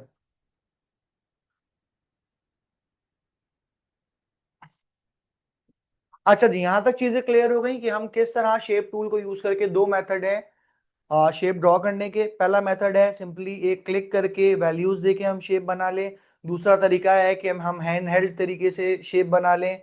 और शेप बनाते हुए अगर मुझे नंबर ऑफ साइड्स या नंबर ऑफ कॉर्नर रेडियस को एडजस्ट करना है तो मैं एरो कीज को यूज करूंगा। और अगर मुझे नंबर ऑफ साइड्स को चेंज नहीं करना और मैं सिर्फ ओरिएंटेशन को लॉक करना चाह रहा हूं तो मैं साथ साथ बनाते बनाते शिफ्ट की को होल्ड करके रखूंगा। यहां तक चीजें क्लियर हो गई सबको? यहां तक चीजें सबको क्लियर है? अच्छा जी, इसके बाद हमारे पास जो सेकंड पार्ट है कि हमें किसी एग्जिस्टिंग बने हुए शेप को जब एडिट करना होता है तो हम क्या करते हैं। उसके लिए मैं यहाँ पे दोबारा वही शेप्स बना रहा हूँ जब तक हमने बनाए थे। फॉर एग्जांपल सबसे पहले रेक्टेंगल टूल, मैंने एक रेक्टेंगल ऊपर बना लिया है, ठीक है। उसके बाद मैं नीचे एक राउंडेड रेक्टेंगल बना रहा हूँ ताकि आप लोगों को मैं दिखा सकूं कि इन टूल्स में क्या डिफरेंस है इन टर्म्स ऑफ जो हम सिलेक्शन करके चेंज करते हैं, ठीक है। मैं इसका कॉर्नर रेडियस कम कर रहा हूँ थोड़ा सा, ठीक है। ये मेरे पास राउंडेड रेक्टेंगल आ गया। राउंडेड रेक्टेंगल के बाद मैंने एक एलिप्स बना लिया, मैं एक सर्कल बना रहा हूँ। उसके बाद मैंने यहाँ से एक और एक पॉलीगॉन बना लिया, 5 साइड वाला पॉलीगॉन वुड बी इनफ, और या 6 साइड वाला, ठीक है। और उसके बाद मैंने यहाँ पे एक स्टार टूल बना लिया, स्टार बना लिया। ठीक है, तो मेरे पास मल्टीपल मैंने यहाँ पे शेप्स अपने बना लिए। अब एक बात याद रखिएगा कि शेप एक बार बन गया तो वो ना वहां से मूव होगा शेप टूल को यूज करके, ना कोई और चीज। जब भी मुझे कोई चीज ये चेंज करनी होती है, जैसे मैं अभी आपके सामने इन शेप्स को मूव कर रहा हूं, इस काम के लिए हमेशा एक बात याद रखिएगा कि मुझे इस काम के लिए अपने शेप को क्या करना पड़ेगा, सिलेक्ट करना पड़ेगा। सिलेक्शन के लिए हमारे पास दो तरीके की सिलेक्शन होती है। पहली बात हमने जब बात की तो ये कंप्लीट शेप्स हैं। ये जो हमारे पास शेप्स बने हुए हैं कंप्लीट शेप्स बने हुए हैं। अब इन शेप्स के अंदर क्या मौजूद है, इन शेप्स के अंदर इनके एंकर पॉइंट और पाथ मौजूद है। जैसा कि हमने स्टार्ट में बात की कि हमारे पास कोई भी शेप किससे बनता है, एंकर पॉइंट और पाथ से बनता है। ठीक है, तो इन केस मैं किसी शेप को क्या करना चाह रहा हूं, मूव करना चाह रहा हूं या उसको पर कोई भी काम करना चाह रहा हूं, तो मुझे उसको क्या करना पड़ेगा, मुझे उसको सिलेक्ट करना पड़ेगा। सिलेक्शन के लिए मेरे पास दो टाइप के टूल्स हैं। पहला टूल मेरे पास कहलाता है सिलेक्शन टूल, दूसरा टूल मेरे पास कहलाता है डायरेक्ट सिलेक्शन टूल। ठीक है, तो जो हमारे पास पहला टूल है सिलेक्शन टूल, मैं यहाँ पे लिख भी रहा हूं, आप लोग भी अपने पास ये चीज लिख लेगा कि सिलेक्शन टूल हमारे पास जो यूज होता है, सिलेक्शन टूल का काम क्या है, सिलेक्शन टूल का काम है हमारे पास किसी भी ऑब्जेक्ट को सिलेक्ट करना। सिलेक्शन टूल का काम है ऑब्जेक्ट सिलेक्ट करना, और इसका शॉर्टकट हमारे पास होता है कैप वी। इसका शॉर्टकट की हमारे पास क्या है, वी है, और इसका काम क्या है, किसी भी ऑब्जेक्ट को सिलेक्ट करना। ऑब्जेक्ट से क्या मुराद है, ऐसा कोई भी चीज जो कि मल्टीपल एंकर पॉइंट्स या पाथ से बनी हुई है, वो हमारे पास क्या कहलाती है, एक ऑब्जेक्ट कहलाती है। फॉर एग्जांपल ये एक स्क्वायर है मेरे पास, तो ये मेरे पास एक ऑब्जेक्ट है। इसी तरह एक राउंडेड स्क्वायर है तो वो भी मेरे पास एक ऑब्जेक्ट है। इसी तरह एलिप्स है तो ये भी मेरे पास क्या है, एक ऑब्जेक्ट है। ये पॉलीगॉन एक ऑब्जेक्ट है और ये स्टार एक ऑब्जेक्ट है। जबकि इस स्टार, इस पॉलीगॉन, इस सर्कल, इस राउंडेड रेक्टेंगल या फिर इस स्क्वायर के अंदर मेरे पास मल्टीपल एंकर पॉइंट्स मौजूद हैं, लेकिन ये एक साथ एक ऑब्जेक्ट के तौर पे क्या कर रहे होते हैं, एक्ट कर रहे होते हैं, तो मेरे पास क्या कहलाता है, ऑब्जेक्ट कहलाता है। जैसे ही मैं ऑब्जेक्ट सिलेक्शन टूल लेके किसी भी शेप को सिलेक्ट करता हूं तो वो शेप क्या हो जाता है, मेरे पास सिलेक्ट हो जाता है। क्लियर है यहां तक, यहां तक चीजें क्लियर हैं, यहां तक चीजें क्लियर हो गई सबको, यहां तक चीजें क्लियर हो गई। अच्छा जी, अब जब मैं किसी भी शेप को सिलेक्ट करता हूं, फॉर एग्जाम्पल मैंने अभी इस टाइम पे सिलेक्ट किया हुआ है किसको, हमारे स्क्वायर को, स्टार को, सॉरी, स्टार को सिलेक्ट करने के बाद मेरे पास एक ब्लू कलर का बॉक्स नजर आ रहा है, ये मेरे पास कहलाता है बाउंडिंग बॉक्स या सिलेक्टेड बॉक्स भी कह सकते हैं। वैसे इसका एक्चुअल नाम जो है वो मेरे पास क्या है, बाउंडिंग बॉक्स है। बाउंडिंग बॉक्स बताता है कि मेरी सिलेक्शन में इस टाइम पे क्या चीज मौजूद है। क्लियर है यहां तक, तो ये बाउंडिंग बॉक्स मेरे पास मुझे बता रहा है कि मेरे पास क्या सिलेक्ट हुआ है, मेरा स्टार सिलेक्ट हुआ है। अब इस बाउंडिंग बॉक्स को की अगर मैं बात करूं, इस बाउंडिंग बाउंडिंग बॉक्स में आपको बहुत सारे पॉइंट्स बने हुए नजर आ रहे हैं, व्हाइट कलर के, कॉर्नर में भी है, सेंटर में भी है। These are called size handles. ये मेरे पास क्या कहलाते हैं, साइज हैंडल कहलाते हैं। क्यों साइज हैंडल कहलाते हैं, क्योंकि जब मैं इनके ऊपर माउस लेके जाता हूं अपना, जब मैं इनके ऊपर अपना माउस लेके जाता हूं तो देखें मेरे पास एक एरो बना हुआ आ गया, यानी कि मैं इससे इसका साइज चेंज कर सकता हूं। फॉर एग्जांपल मैं इसका अगर हाइट चेंज करना चाह रहा हूं तो ऊपर वाला साइज हैंडल को यूज कर सकता हूं मैं, तो इसकी हाइट क्या हो जाएगी, बढ़ जाएगी। इसी तरह अगर मैं चाह रहा हूं इसकी विड्थ बढ़े तो मैं इसके राइट वाले को यूज कर सकता हूं, और अगर मैं चाह रहा हूं कि इसकी विड्थ और राइट साइड बढ़े तो मैं इन दोनों को यूज कर सकता हूं। बट याद रखिएगा कि इससे आपका शेप हमेशा क्या हो सकता है, खराब होने का चांस इसमें हमेशा होता है। क्लियर है ये चीज, ये चीज क्लियर है। अब अगर मैं चाह रहा हूं कि मैं शेप का साइज चेंज करूं और मैं उसे खराब ना करूं, तो मैं इसकी ओरिएंटेशन लॉक करूंगा। लास्ट टाइम हमने ओरिएंटेशन लॉक करने के लिए शिफ्ट को होल्ड किया था, इस तरह इस बार भी मैं किसको होल्ड करूंगा, शिफ्ट को। बट एक बात याद रखेगा हमेशा कि जब भी मैं शिफ्ट को यूज करके ओरिएंटेशन लॉक करता हूं, फॉर एग्जाम्पल इसको मैंने पहले रेक्टेंगल बना दिया और अब मैं शिफ्ट को रख के करूं, तो देखिए ये रेक्टेंगल ही रहेगा। अगर ये स्क्वायर होता तो ये स्क्वायर रहता, और अगर ये रेक्टेंगल होगा तो ये क्या रहेगा, रेक्टेंगल रहेगा। तो इसकी ओरिएंटेशन वैसी की वैसी ही रहेगी। ओरिएंटेशन लॉक करने के लिए हम इसमें क्या यूज करते हैं, ओरिएंटेशन लॉक करनी हो अगर मुझे किसी शेप को चेंज करते हुए, तो उसके साथ मैं शिफ्ट की को होल्ड करके रखूंगा। क्लियर है यहां तक, यहां तक चीजें क्लियर है। इसी तरह मेरे पास इसके अंदर एक और हैंडल मौजूद होता है, जिसको अगर मैं कॉर्नर के साइज हैंडल से थोड़ा सा माउस को दूर रखूं तो आप देखेंगे मेरे पास एक रोटेट का ऑप्शन आ रहा है। इसके थ्रू मैं इस ऑब्जेक्ट को क्या कर सकता हूं, रोटेट कर सकता हूं। क्लियर है, ये मेरा रोटेट हैंडल है। अब रोटेट करते हुए क्या होता है, अक्सर हमें रोटेट इसको फिक्स डायमेंशन के अंदर करना होता है। अभी देखिए थोड़ा सा रोटेट हो रहा है, टेढ़ा हो गया। अगर मैं चाह रहा हूँ ये रोटेट होने के साथ टेढ़ा ना हो, तो मैं शिफ्ट प्रेस करके क्या कर सकता हूँ, रोटेट कर सकता हूँ। तो ये फिक्स डिग्रीज के अंदर ही रोटेट होगा, नॉर्मली थोड़ा बहुत रोटेट नहीं होगा। ठीक है, क्लियर है यहां तक? यहां तक क्लियर है ये चीज? यहां तक ये चीज क्लियर है? अच्छा जी, मैं आपको दो शॉर्टकट और बता रहा हूँ। एक शॉर्टकट की हमारे पास है जिसको कहते हैं कंट्रोल जेड। आप लोगों ने ज्यादातर जगह पे यूज की भी होगी, ज्यादा सॉफ्टवेयर में यूज हो रही होती है। ये होती है अगर मैंने कोई काम कर दिया गलती से जो मुझे नहीं करना था और मैं वापस कोई चीज लाना चाह रहा हूँ, तो उसके लिए हम यूज करते हैं कंट्रोल जेड। ये अंडू का शॉर्टकट की कहलाती है। यानी कि कोई भी काम मैंने किया है वो वापस से वैसा का वैसा हो जाए। और अगर अंडू करते हुए हम ज्यादा बार अंडू कर दें तो वो काम हमें वापस लाना होता है, तो उसके लिए हम यूज करते हैं कंट्रोल जेड के बाद कंट्रोल शिफ्ट जेड। शिफ्ट की भी साथ दबाऊंगा मैं तो वो काम दोबारा हो जाएगा। ये कहलाता है हमारे पास रीडू। ये मैं आखिर में आपके सामने स्क्रीन खोल दूंगा ताकि आप लोग ये सारी चीजें अपने पास नोट डाउन कर लें। यहां तक चीजें क्लियर है सबको? फॉर एग्जाम्पल अंडू और रीडू का मैं दिखा देता हूं। फॉर एग्जाम्पल मैंने कंट्रोल जेड प्रेस किया, तो ये देखिए रेक्टेंगल मेरा बड़ा हो गया। मैं दोबारा चाह रहा हूँ कि छोटा हो जाए, जो मैंने पहले किया था, तो मैं कंट्रोल शिफ्ट जेड करूंगा तो ये रीडू हो जाएगा। यहां तक चीजें क्लियर है? यहां तक चीजें सारी क्लियर हो गई? अच्छा जी, इसके बाद मेरे पास जब मैं चंद शेप्स को सिलेक्ट करता हूं, फॉर एग्जांपल मैंने स्क्वायर को सिलेक्ट किया, तो मेरे पास अगर आप गौर से देखें यहाँ पे मेरे पास अंदर डॉट्स बने हुए आ रहे हैं। These are my curve handle. ये मेरे पास कहलाते हैं कर्व हैंडल। ये मेरे पास स्क्वायर में, राउंडेड रेक्टेंगल में और पॉलीगॉन में शो हो रहे होंगे। ठीक है, इन टूल्स में ये मेरे पास शो हो रहे होते हैं, इन शेप्स के अंदर ये शो हो रहे होते हैं। इनका काम क्या है? इनका काम है कॉर्नर्स को क्या करना, राउंड करना। फॉर एग्जाम्पल मैंने स्क्वायर के कॉर्नर्स को अब क्या कर दिया, राउंड कर दिया। इनके लिए क्या यूज होते हैं? ये जो मेरे पास डॉट से आपको नजर आ रहे हैं, ये मेरे पास क्या है, कर्व हैंडल है। ठीक है, ये मेरे पास राउंडेड रेक्टेंगल में भी इसी तरह होंगे। ठीक है, और रेक्टेंगल में भी इसी तरह होंगे। सर्कल में ये नहीं होते। सर्कल में हमारे पास ये मौजूद नहीं होते, बल्कि सर्कल में हमारे पास इसके अलावा अगर हम देखें तो बाहर यहाँ पे ये एक डॉट आ रहा है, this is called pi handle. Pi क्या होता है? किसी भी सर्कल का कोई पार्ट हमारे पास क्या कहलाता है, पाई कहलाता है। अगर मैं इस सर्कल का कोई स्पेसिफिक पार्ट निकालना चाह रहा हूं तो मैं इस पाई हैंडल को यूज करता हूं। फॉर एग्जांपल मैंने इसको इस तरह से क्या कर दिया, पाई में कन्वर्ट कर दिया, यानी कि छोटा हिस्सा कर दिया। इसको रोटेट करना है तो अब मैं इसको इस तरह से, यानी कि किसी भी कर्व हैंड अपना कॉर्नर हैंडल से थोड़ा सा दूर जब ले आऊंगा तो ये मेरे पास रोटेट वाला हैंडल बना हुआ आएगा, तो मैं इसको इस तरह रोटेट कर सकता हूँ। ये मेरे पास क्या है, पाई हैंडल है, जिससे मैं अपने शेप को पार्ट्स के अंदर डिवाइड कर सकता हूं। और ये सिर्फ और सिर्फ सर्कल के अंदर होता है, सर्कल के अलावा ये किसी और शेप के अंदर मौजूद नहीं होता। यहां तक चीजें क्लियर हैं सब आपको? यहां तक सारी चीजें क्लियर हैं? यहां तक सारी चीजें क्लियर हो गई? यहां तक सारी चीजें क्लियर हो गई?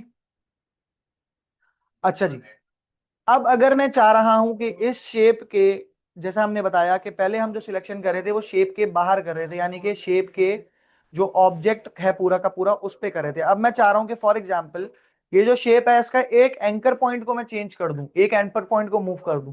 वैसे मैं सिलेक्शन टूल से डायरेक्ट पूरे के पूरे शेप को मूव कर सकता हूं अगर मैं चाहूं तो।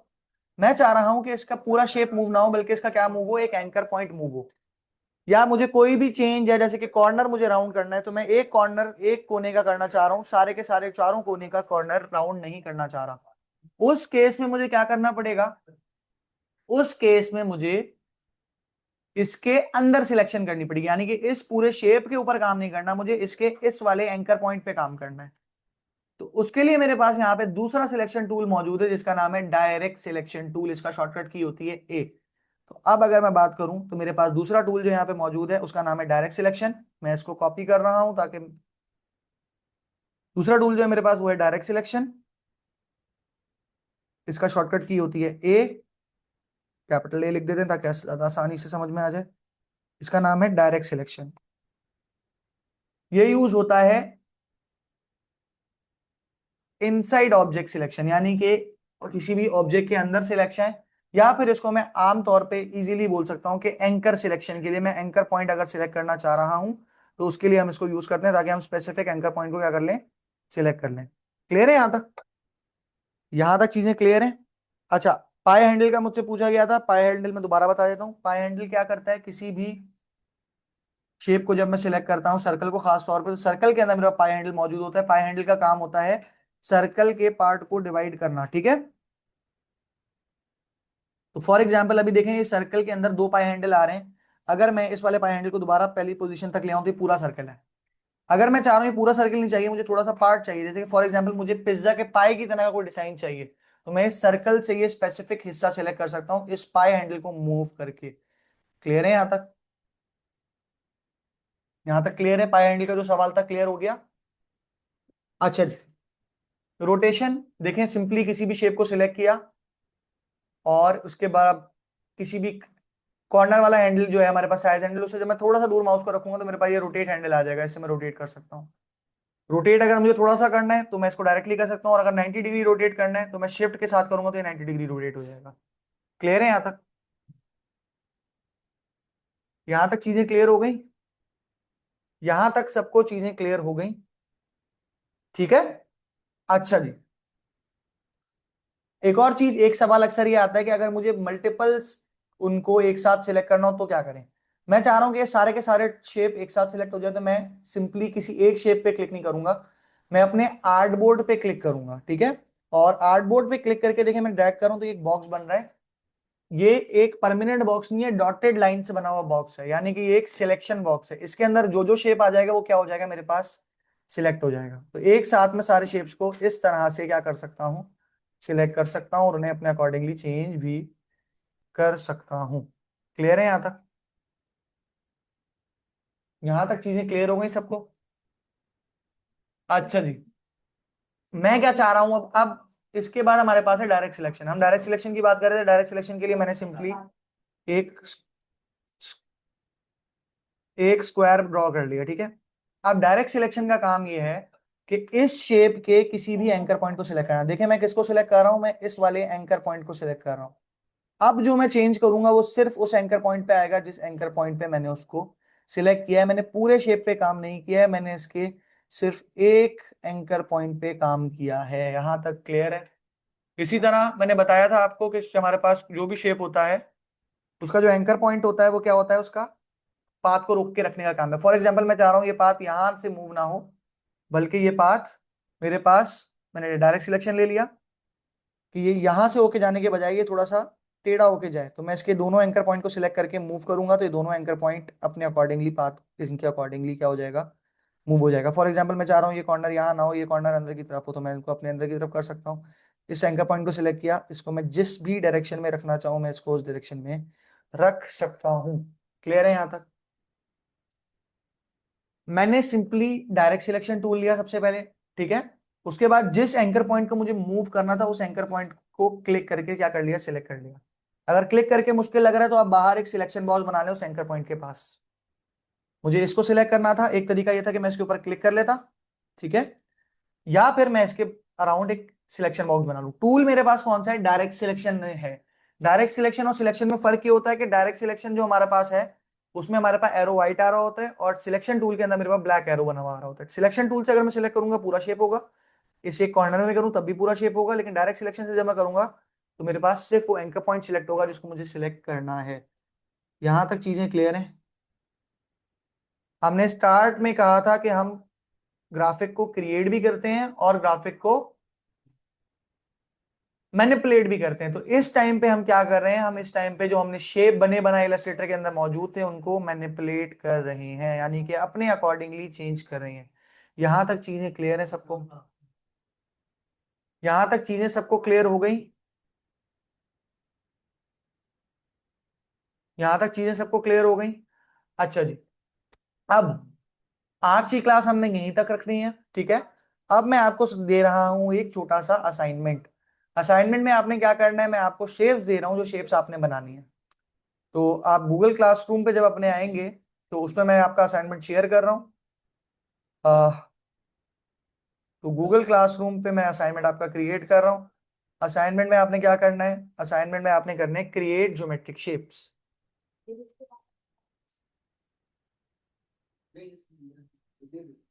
मैं सिंपली एक इमेज आप लोगों को भेज रहा हूँ यहाँ पे, जिसको आपने यूज करके अपना वो करना है। मैं दिखा देता हूँ आपका असाइनमेंट क्या है, ताकि आप लोगों को समझ में आ जाए उसके बाद।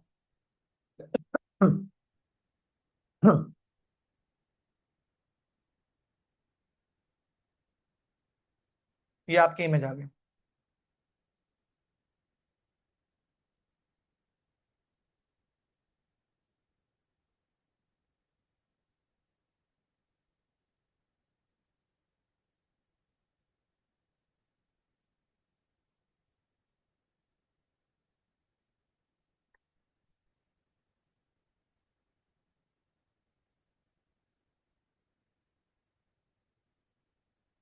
ठीक है, तो आपका असाइनमेंट यहाँ पे मौजूद है, और ये असाइनमेंट आपका ये रहा। तो आपने क्या करना है, बेसिकली ये तस्वीर मैंने शेयर कर दिया है यहाँ पे। जब इस तस्वीर को आप खोलेंगे तो आपको इस तस्वीर में मल्टीपल शेप्स बने हुए नजर आ रहे हैं। आपने इलस्ट्रेटर खोलना है और ये शेप्स ड्रॉ करने हैं। ठीक है, अब अगर मैं इन शेप्स की बात करूं तो इनमें से मेजर शेप्स जो है वो आप बना लेंगे। मिसाल के तौर पे इनमें सबसे पहले कौन सा शेप है, स्क्वायर बन जाएगा इजीली। पहली लाइन वाले शेप्स देखें, बन जाएंगे सारे। 6 साइडों वाला पोलीगॉन हेक्सागोन होगा, 7 साइडों वाला हेप्टागोन, और 8 साइडों वाला ऑक्टागोन। 9 साइडों वाला नेनागोन, और 10 साइडों वाला डेकागोन। इसके बाद ये बनना है क्रॉस। अच्छा, क्रॉस में ये बात याद रखेगा कि ये सारे के सारे क्लोज पाथ शेप हैं, इसमें किसी में भी दो शेप यूज नहीं हुए हुए। ठीक है, इनका पाथ क्लोज होगा। ठीक है, तो ये क्रॉस जब आपको बनाना होगा तो आपको देखना पड़ेगा कि इसके अंदर नंबर ऑफ साइड्स कितनी है। मैं इसमें आपको वैसे ही बता देता हूँ, इसमें नंबर ऑफ साइड्स 12 हैं।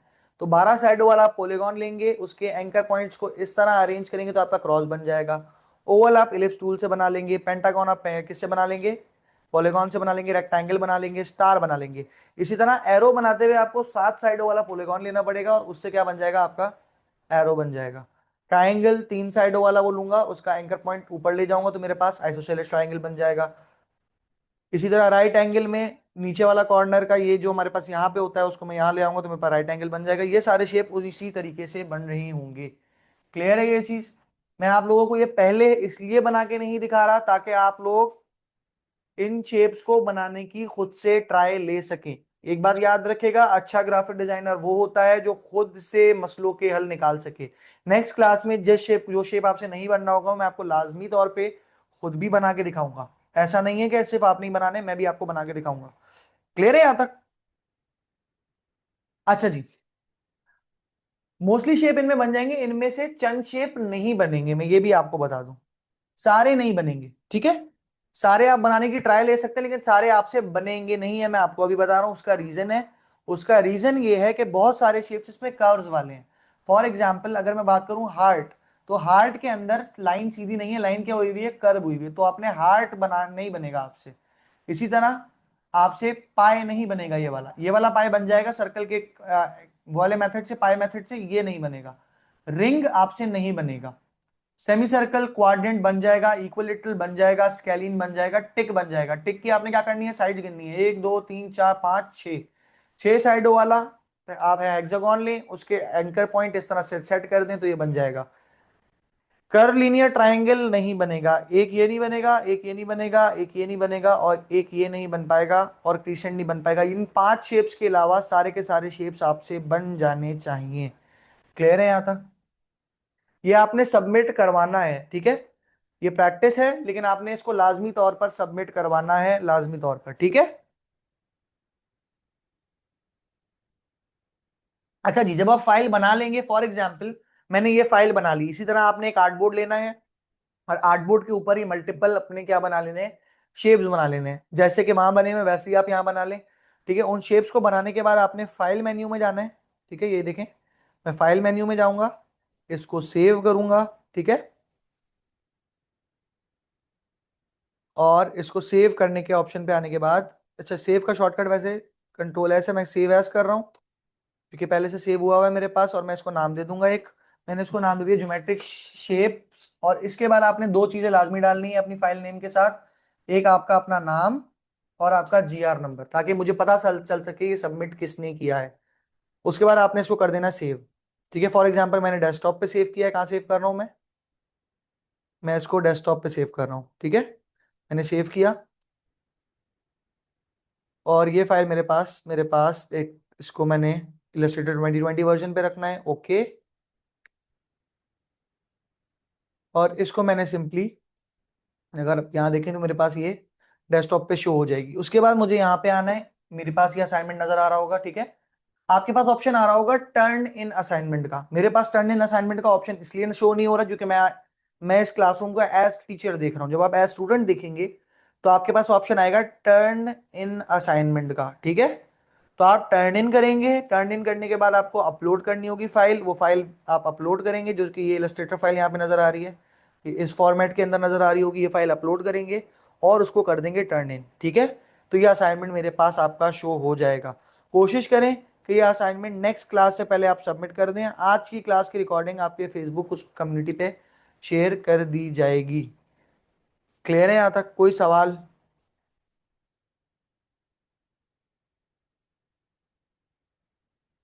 आपको मैं बता रहा हूं, हार्ट शेप नहीं बनेगी, क्रीसेंट नहीं बनेगा, ठीक है। मैं इसके अंदर ऐड कर देता हूं, ठीक है, कौन कौन से शेप नहीं बनेंगे। एक्सक्लूडिंग कर रहा हूं मैं, एक्सक्लूडिंग, ठीक है। हार्ट, हार्ट नहीं बनेगा, क्रीसेंट नहीं बनेगा, पाई टू जो है हमारे पास वो नहीं बनेगा, ठीक है। उसके बाद आपके पास जो थर्ड शेप जो नहीं बनेगा वो कौन सा है, वो हमारे पास है रिंग नहीं बनेगा। इसके अलावा आपके पास ट्राइलिनियर ट्राइंगल नहीं बनेगा, ट्राइंगल नहीं बनेगा। इसके अलावा सारे शेप्स आपके बन जाएंगे। क्लियर है यहाँ तक? मैंने इसको मेंशन भी कर दिया है यहाँ पे।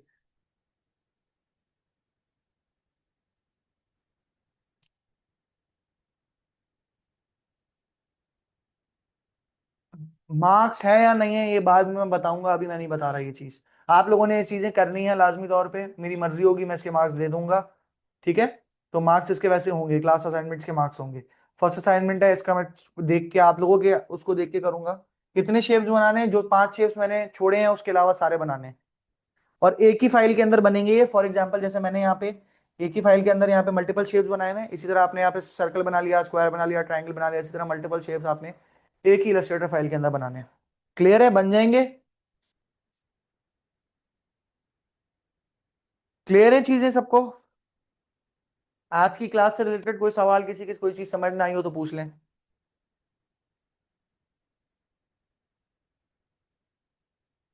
आज की क्लास से रिलेटेड कोई सवाल, कोई चीज समझ ना आई हो तो पूछ लें, मैं फिर बोल रहा हूँ।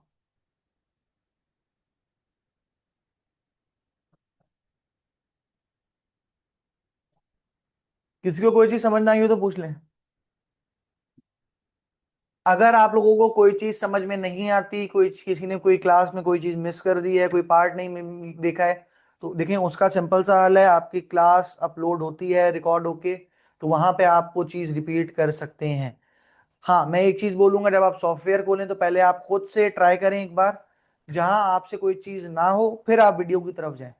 पहले आप उसको खुद बनाने की ट्राई लाजमी तौर पे करें, उससे आपकी अपनी स्किल बेहतर होगी। आपको प्रॉब्लम के सॉल्यूशंस निकालना आएंगे, ठीक है। ये आपने नेक्स्ट क्लास से पहले पहले, यानी कि थर्सडे की क्लास से पहले पहले सबमिट करना है, और थर्सडे से पहले पहले ये वीडियो भी अपलोड हो जाएगी फेसबुक पेज के ऊपर।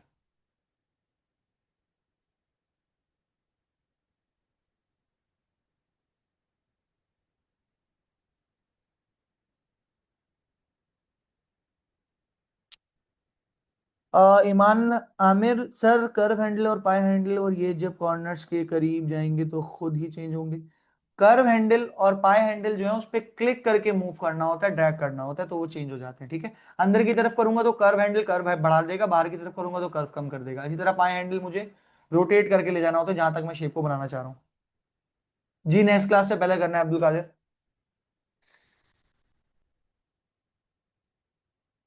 कोई सवाल किसी का इसके अलावा?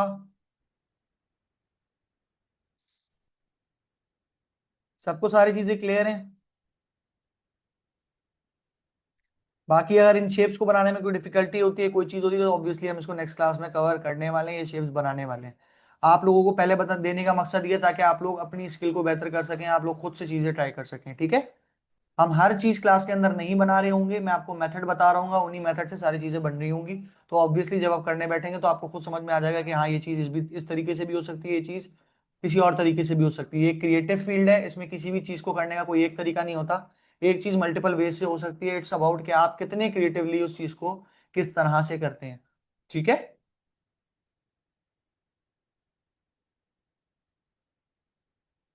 मार्क एज डन नहीं करना, उससे नीचे मार्क एज डन से नीचे ऑप्शन आ रहा होगा टर्न इन का, सबमिट योर वर्क या टर्न इन का ऑप्शन आ रहा होगा।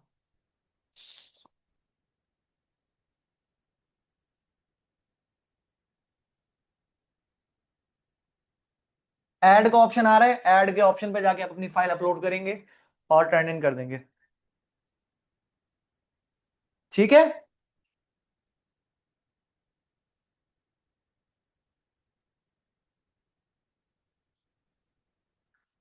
होपफुली आज की क्लास की चीजें ज्यादातर समझ में आई होंगी। जो चीज समझ ना आई हो उसको आप लोग दोबारा क्लास को एक बार प्ले करके अपने पास अपने फ्री टाइम के अंदर लाजमी करें। जो चीजें हम कर रहे हैं क्लास के अंदर थ्रू आउट, उसकी प्रैक्टिस करना जरूरी है। प्रैक्टिस बहुत इंपॉर्टेंट पार्ट है इस कोर्स के अंदर, तो प्रैक्टिस करना जरूरी है। ठीक है। ये जो भी सॉफ्टवेयर हमने इस कोर्स के अंदर कवर करने हैं, ये सॉफ्टवेयर याद आपको तभी रहेंगे जब आप इसकी प्रैक्टिस करेंगे। तो practice is a major part of this course. तो अगर हम फॉर एग्जांपल वीक में 4 घंटे क्लास करते हैं, तो इसका मतलब ये है कि आपने वीक में कम से कम 10 घंटे प्रैक्टिस करनी है उन चीज़ों की, ताकि वो चीज़ें आपको याद रह सकें, उन चीज़ों पे आपका हाथ सेट हो सके, सॉफ्टवेयर आपको अच्छे तरीके से स्मूथली याद हो सके। क्लियर है यहाँ तक? अच्छा जी, मैं दोबारा यहाँ पे अब मैं लास्ट में आपका वो खोल रहा हूँ जो आपका नोटपैड पे मैंने चीज़ दिखाई थी, ताकि अगर किसी ने कोई चीज़ नोट डाउन ना की हो शॉर्टकट्स फॉर एग्जांपल, तो वो उन चीज़ों को आप लोग नोट डाउन कर लें। और जब नोट डाउन कर लें तो आप क्लास ऑफ कर सकते हैं। क्लास आपकी ऑफ हो चुकी है आज की। ठीक है। मैं अभी ये चीज़ आप लोगों के सामने शेयर मैंने की हुई है स्क्रीन। तो जिसने भी ये चीज़ें नोट डाउन नहीं की है वो इसको नोट डाउन कर ले। जज़ाकल्लाह।